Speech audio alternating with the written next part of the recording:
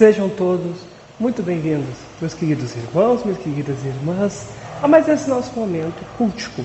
Momento este que queremos tirar um momento do nosso dia para refletirmos e meditarmos nas palavras do nosso querido eterno Deus, também cantar louvores ao seu santo nome, agradecermos por tudo que Ele tem feito por nós, dia após dia. E para iniciar esse nosso momento de culto, trago as palavras do rei Davi, no Salmo de número 38, onde diz: Ó Senhor Deus, todos os reis da terra te louvarão quando ouvirem falar das tuas promessas. Eles cantarão a respeito das coisas que tu, ó Senhor, tem feitos, pois grande é a tua glória.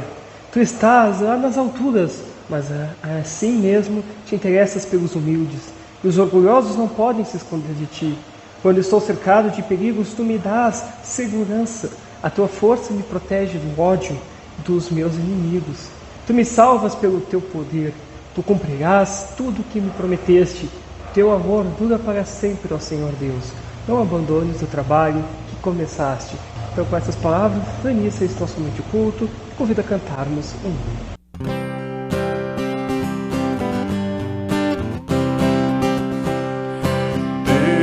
Nos guarde pelo seu poder, protegidos, abençoados, desfrutando seus cuidados. Deus nos guarde pelo seu poder, e no seu amor estaremos todos com Jesus. Pelo seu poder e no seu amor, oh, que Deus nos guarde em sua luz. Deus nos guarde para o seu louvor, consolados e contentes, achegados sempre aos crentes. Deus nos guarde para o seu louvor. Pelo seu poder e no seu amor, estaremos todos com Jesus. Pelo seu poder e no seu amor, oh, que Deus nos guarde em sua luz. Deus nos guarde sempre em seu amor, no trabalho glorioso, para o dia venturoso. Deus nos guarde sempre em seu amor. Pelo seu poder e no seu amor, estaremos todos com Jesus. Pelo seu poder e no seu amor, oh, que Deus nos guarde em sua luz.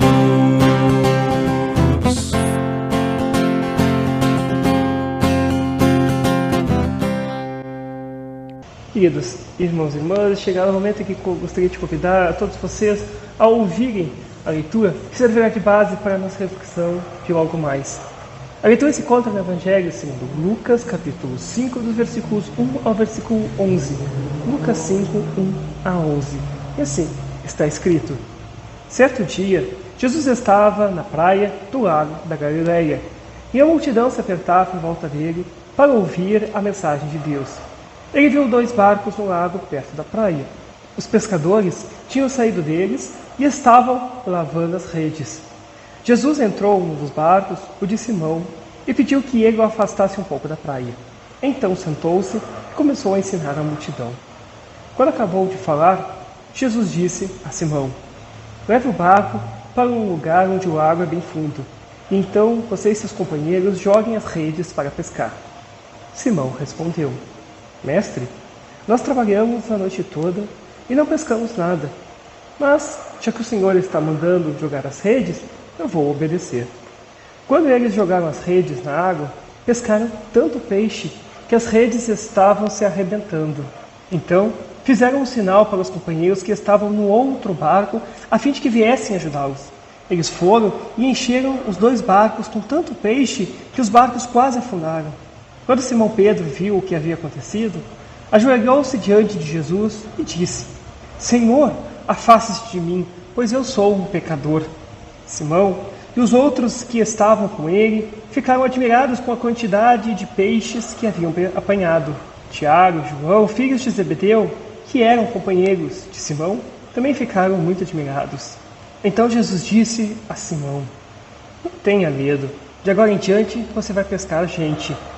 Eles arrastaram os barcos para a praia, deixaram tudo e seguiram Jesus. Até aqui então, a leitura para o nosso dia de hoje, e gostaria de convidar a cantar mais um hino. Deus que terra e céu fizeste treve e fulgor,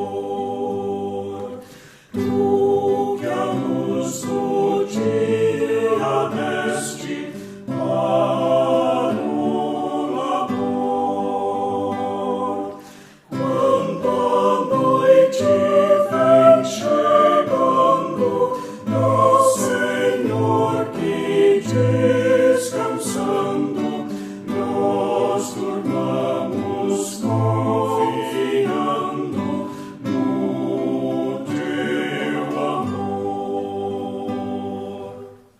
Quando a luz do sol nascente resplandecer,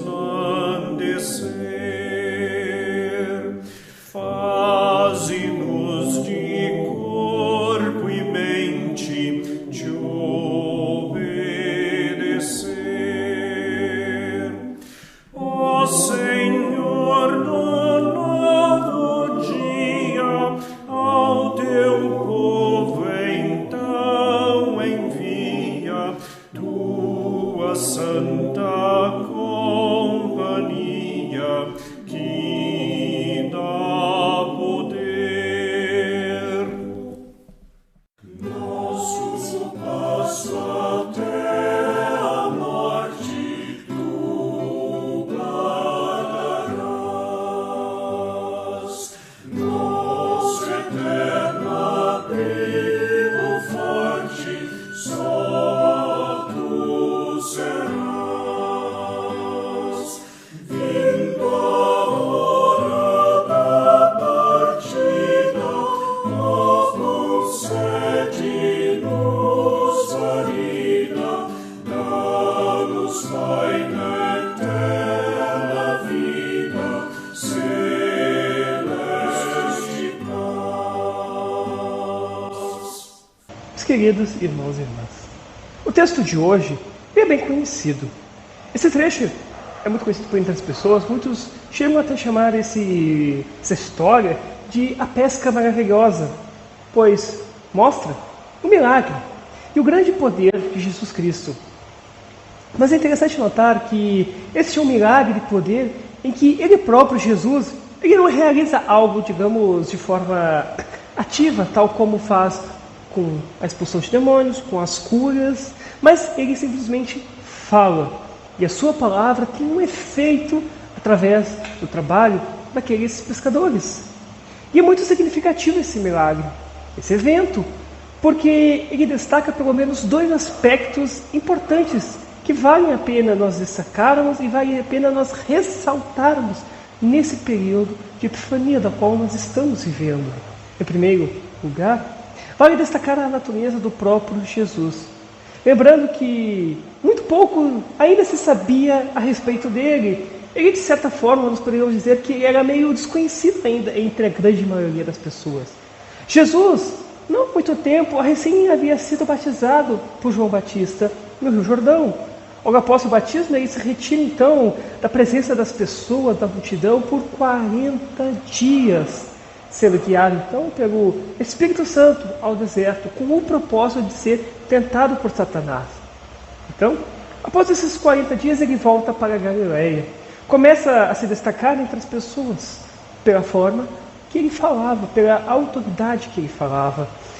Porém, quando vai à sinagoga de Nazaré, e lá ensina sobre as Escrituras e o que falam a respeito dele, o povo logo se enfurece. O povo fica irado e o expulsa da cidade.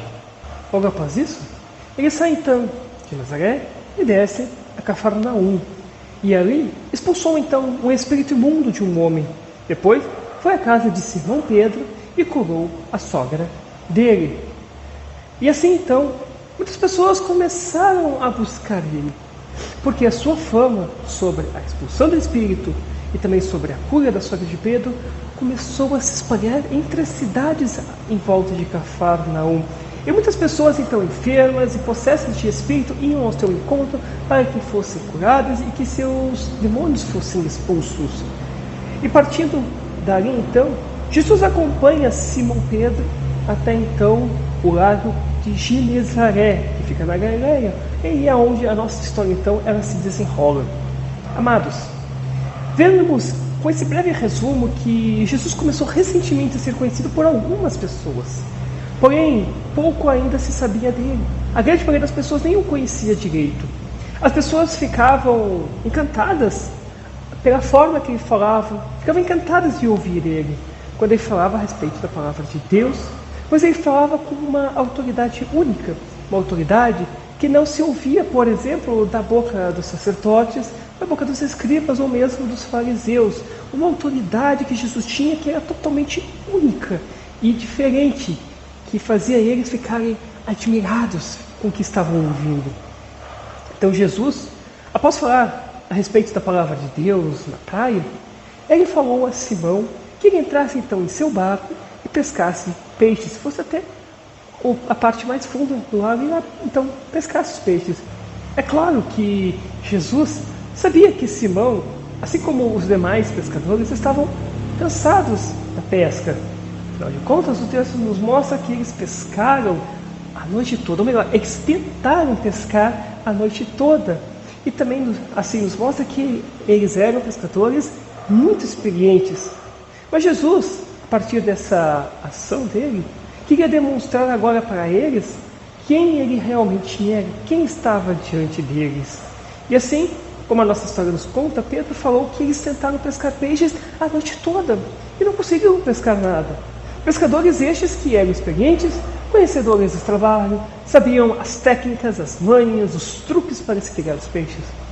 Porém, mesmo assim, Pedro, que acabou de ouvir Jesus ensinando sobre a palavra de Deus, mesmo talvez ficando com suas dúvidas, com suas incertezas a respeito se valeria a pena novamente ir ao lago para tentar pegar mais peixes, mesmo assim, ele acredita na palavra de Cristo. Ele confiou nas palavras de Jesus. E mesmo contraditoriamente a tudo que, digamos, a sua profissão de pescador, experiência dele falava, ele fez exatamente como Jesus falou, e um milagre aconteceu. Após uma noite inteira tentando pegar alguns peixinhos e não pegarem nada, eles, sob a palavra de Jesus, puderam pescar muitos, mas muitos peixes, a tal ponto que Pedro teve que chamar seus companheiros que estavam em outro barco para os ajudar a pegar tantos peixes, pois as suas redes já estavam se arrebentando pela quantidade imensa de peixes. E encheram o barco, encheram os barcos de tantos peixes que quase os barcos afundaram. E perante a tudo isso que os seus olhos estavam vendo e não acreditaram, Simão Pedro, ao chegar na praia, se joga aos pés de Cristo. Ele reconhece aqui sua manifestação como Senhor da criação. Pedro vê que Jesus, aquele homem, tem poder sobre a criação de Deus. Ele fala e as coisas acontecem conforme a sua vontade. Ele reconhece que sua palavra tem poder. Irmãos e irmãs, como a palavra de Jesus, a palavra de Deus tem poder, não é mesmo? Ele cria a fé em nós através das palavras do Santo Batismo. Ele perdoa os nossos erros, nossas falhas através da palavra do seu santo perdão. Ele nutre essa nossa fé através da sua palavra, da Santa Bíblia. Ele nos ensina através da sua santa pregação, que é a sua palavra. Ele fortalece e mantém a fé através da sua palavra unida ao pão e ao vinho, da qual de forma milagrosa, de forma totalmente misteriosa, se une ao seu corpo e ao seu sangue que pão e vinho se unem ao seu corpo e sangue, e assim ele nos nutre, ele nos une à sua morte e à sua ressurreição. Realmente, meus amados, a palavra de Jesus tem poder. E não é à toa que essa palavra tem tanto poder. Afinal, ele, Jesus, o Cristo, é o próprio Senhor da criação. E isso não sou eu apenas falando. João, quando escreve seu evangelho, ele afirma que nada do que se fez foi feito sem Jesus Cristo, sem a palavra que é Jesus, que é o Verbo encarnado. Ele é o Senhor do universo. É a sua palavra que guia e que dirige toda essa criação divina que nós vemos ao nosso redor, tais como peixes, como aves, animais silvestres, animais selvagens, animais domésticos, nós, seres humanos, plantas, árvores, florestas, enfim. Ele protege, guia e mantém tudo isso ao nosso redor. Nada pode deixar de existir ou surgir à existência sem a vontade dele.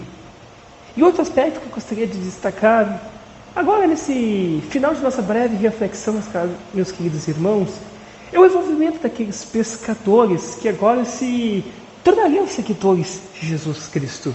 Jesus chamou aqueles que estavam, nós poderíamos dizer tranquilamente, entre os mais desprezados daquela sociedade. Aqueles que ninguém dava bola, ninguém ligava, mas ainda assim Jesus os chama. E isso significa algo muito importante. Isso significa que, para Deus, não importa, meus amados, quem você é, o que você fez ou o que você deixou de fazer na sua vida. O importante é que o que você tem no seu coração. Se você crê em Cristo, se você quer crer e crer que Ele é teu Senhor e Salvador, você é sim um verdadeiro seguidor de Cristo. Você é filho de Deus, você é cristão. Pedro, ao ver com seus olhos aquele milagre, ao ouvir sua palavra sendo cumprida, mesmo tendo suas dúvidas, sim, só consegue se jogar aos pés de Jesus Cristo e reconhecer perante seu Senhor que Ele é um miserável pecador que nem merece estar na sua presença. Mesmo tendo suas dúvidas, ele confiou e creu em Jesus e o reconheceu como o Senhor da criação. Dúvidas, meus irmãos, fazem parte. Porém, ainda assim, não deixem que essas dúvidas tirem vocês do caminho certo, do caminho da salvação, do caminho de Jesus Cristo. Jesus chama aqueles pescadores e eles os seguem para serem preparados, mesmo sendo pela sociedade da época considerados indignos, serem preparados para serem pescadores. E, gente, mensageiros da palavra de Deus. Eles os seguem e são pouco a pouco preparados para serem pescadores de pessoas. Então, meus amados, esse texto tanto se manifesta a glória de Jesus, uma glória que é para o mundo inteiro, que é para todos nós como Senhor da criação, como também uma glória que vai ser revelada através da proclamação por parte daqueles simples pescadores que se tornarão, pouco tempo depois, os apóstolos de Cristo. Amados, assim como Jesus chamou aqueles pescadores, Ele também nos chama para sermos seu seguidor e nos prepara diariamente através da ação do Espírito Santo para que nós também possamos ser seus santos instrumentos e proclamadores de sua palavra a todas as pessoas deste mundo, a todas as pessoas que estão ao nosso redor, seja em casa, seja no trabalho, seja na escola, seja na faculdade, seja na roda de amigos, enfim, em todas as dificuldades que o nosso Deus nos dá. Que Deus, Pai, Filho e Espírito Santo, guarde sua palavra em cada um de nós e que ela continue nos guiando e mantendo, assim como Ele faz com toda a sua criação. Amém. Amados, queridos irmãos do Senhor, eu convido nesse momento a cantarmos mais um hino.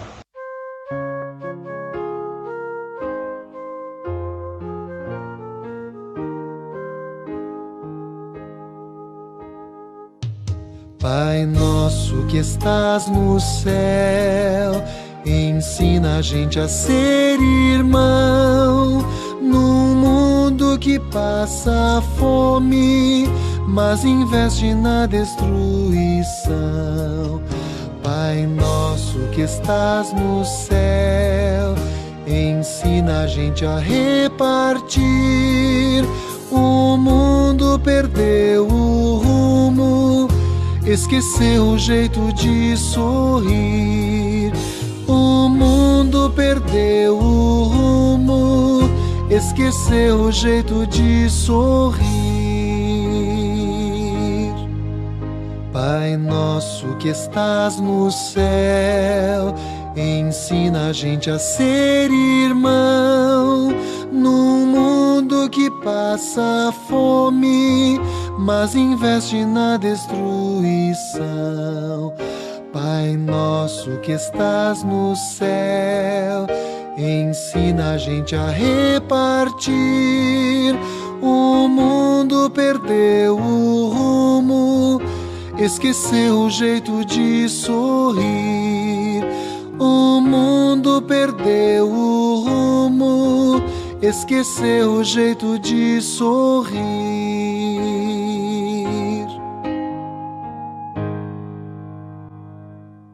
Irmãos e irmãs, chegado o momento em que convido todos nós a juntarmos nossas mãos e conversarmos com o nosso Deus em oração. Ó Santíssimo Deus, de coração te agradecemos por mais esta oportunidade de ouvir a Tua Palavra e de prestar culto a Ti. Somente por Teu amor é que nós, filhos indignos, podemos Te adorar. Senhor Jesus, ontem e hoje és o mesmo e serás para sempre. Tu vieste ao mundo para, em nosso lugar, cumprir a lei, padecer e morrer. Para que tivéssemos perdão, derramaste Teu sangue na cruz. Custou muito caro para Ti a nossa salvação. Por isso, Senhor, não permitas que, por uma vida pecaminosa, desmereçamos o Teu sacrifício. Perdoa-nos quando não nos desprendemos do rumo e de nós mesmos, e quando não Te seguimos com fidelidade. Mantém-nos no Teu caminho e concede-nos forças para vivermos a nossa fé com alegria, humildade e coragem. Que saibamos dar um bom testemunho da fé, para que outros Te conheçam como Senhor e Salvador. Pedimos-te, Senhor, abençoa o trabalho da Tua Igreja aqui na terra, para que muitos ouçam o Teu Evangelho e Te conheçam como o único Salvador. Abençoa todas as paróquias, congregações e pastores, para que sejam igrejas vivas e atuantes que pregam Cristo como o único que pode salvar do pecado. Afasta de nós todo o mal que impede o crescimento da Igreja. Dá-nos força para aceitarmos o desafio de pregar a todas as nações, aproveitando as oportunidades que nos dás de falar de Jesus àqueles que vivem ao nosso redor. Ouve-nos, por amor de Jesus. Amém. Receba a bênção do Senhor. O Senhor te abençoe e te guarde. O Senhor faça resplandecer o seu rosto sobre ti e tenha misericórdia de ti. O Senhor sobre ti levante o seu rosto e te dê a sua paz. Amém.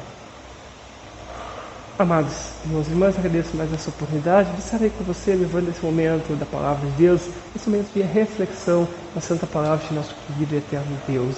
Que Ele, nosso Deus Pai, Filho e Espírito Santo, sempre continue te orientando, te guiando por todos os caminhos de sua vida. Que Ele os acompanhe hoje e sempre. E reitero que, se precisar conversar comigo, se precisar falar comigo, estou aqui, de braços e ouvidos abertos a todos vocês. Que o Senhor te acompanhe hoje e sempre. Amém.